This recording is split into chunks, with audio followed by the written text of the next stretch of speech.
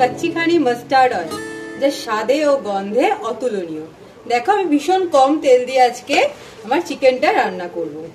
তেলটা খুব ভালো করে গরম হয়ে যাওয়ার পর তাতে আমি দিয়ে দিচ্ছি একটা তেজপাতা আর গোটা গোলমরিচ, লবঙ্গ, এলাচ আর দারচিনি দিয়ে এটা একটু লাল হওয়া পর্যন্ত আমাদের ওয়েট করতে হবে।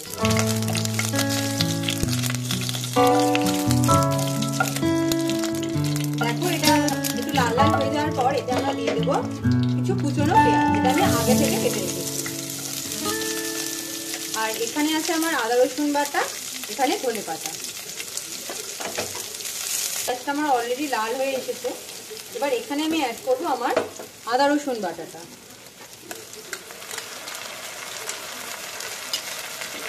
দিয়ে মশলাটাকে খুব ভালো করে কষাতে হবে। যতক্ষণ না মশলা থেকে তেল ছাড়ছে ততক্ষণ মশলাটাকে খুব ভালো করে কষিয়ে নিতে হবে। এবার এখানে আমি অ্যাড করব অল্প একটু জিরের গুঁড়ো আর একটু ধনের গুঁড়ো দিয়ে আবার মশলাটাকে খুব ভালো করে কষাতে হবে। যতক্ষণ না মশলা থেকে কাঁচা গন্ধ যায় ততক্ষণ মশলাটাকে খুব ভালো করে কষাতে হবে। দেখো তোমরা আগে থেকে মাংসটাকে আমি অলরেডি প্রেসারে সেদ্ধ করে রেখেছি। এবার মশলাটা কষে গেলে আমি এই সেদ্ধ মাংসটা তার মধ্যে অ্যাড করে দেবো। দেখো আমার মশলা থেকে অলরেডি তেল ছাড়তে শুরু করে দিয়েছে। দেখছো মশলাটা অলরেডি ভাজা ভাজা হয়ে গেছে। মশলা থেকে অলরেডি আমার তেল ছাড়তে শুরু করে দিয়েছে।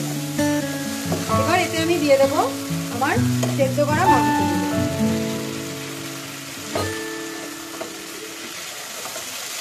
আমি আলু দিয়েছি কারণ আমার না কষা মাংসের মধ্যে একটু আলু খেতে ভালো লাগে। এবার তোমাদের যদি আলুটা পছন্দ না হয় তো আলুটা তোমরা অপশনাল, তোমরা দিতেও পারো নাও দিতে পারো। আমি আলু খেতে স্পেশালি খুব ভালোবাসি, তাই আমি আলুটা দিয়েছি। তো দেখো আলু দিয়েও মাংসটাকে ভালো করে কষাতে হবে। আজকে আমি তোমাদের সঙ্গে একটা ট্রিক শেয়ার করি। মাংস রান্না করতে করতে এই যে মাংসটা আমরা সেদ্ধ করে নিয়েছিলাম, প্রেসারে মাংস সেদ্ধ করতে গিয়ে যে মাংস থেকে স্টুটা বেরিয়েছে, সেটা যদি তোমরা রান্না ইউজ করো অবশ্যই মাংসের রান্নার টেস্টটা কিন্তু 10 গুণ বেড়ে যাবে। একদিন তোমরা অবশ্যই ট্রাই করে দেখবে কিন্তু। তো চলো আজকে আমরা এই প্রসেসেই রান্নাটা করে দেখি। মাংসতে আমি আগে থেকে লবণ হলুদ দিয়ে সেদ্ধ করেছিলাম, তাই জন্য আমি এখন আর লবণ দিচ্ছি না। মাংস হওয়ার পরে টেস্ট করে আমি লবণ দেবো। এই দেখো আমার মাংসের আগে থেকে যে স্টু করেছিলাম সেই জলটা আমি অল্প অল্প করে দিয়ে দিয়ে কষাচ্ছি।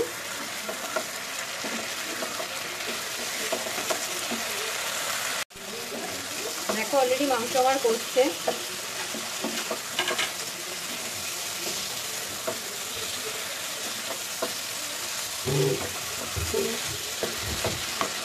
এবার আমি একটু মাংসটাকে ঢাকা দিয়ে রাখবো, অনলি 5 মিনিটের জন্য ঢাকা দিলেই হবে। এবার ঢাকাটা তুলছি। দেখো আমার মাংস অলরেডি ফুটছে। দেখেছো মাংস আমার পুরো হয়ে গেছে। দেখো এই দেখো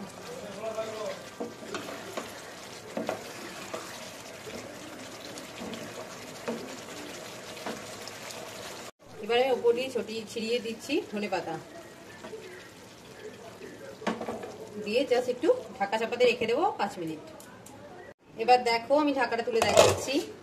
মাংস আমার পুরো হয়ে গেছে আর বেশ ধনে পাতাটা ফ্লেভার বেরোচ্ছে, জাস্ট হেভি টেস্টি মনে হচ্ছে। তো এবার আমি গ্যাস বন্ধ করে দিয়ে ঢাকা চাপা দিয়ে রেখে দেবো। ব্যাস রেডি আমার মাংস। এই গরম ভাত দিয়ে আর মাংসের গ্রেভি দিয়ে দেখেছো মাংস আমার জাস্ট কতটা নরম, জাস্ট অসাম। তোমরা অবশ্যই বাড়িতে ট্রাই করে দেখবে।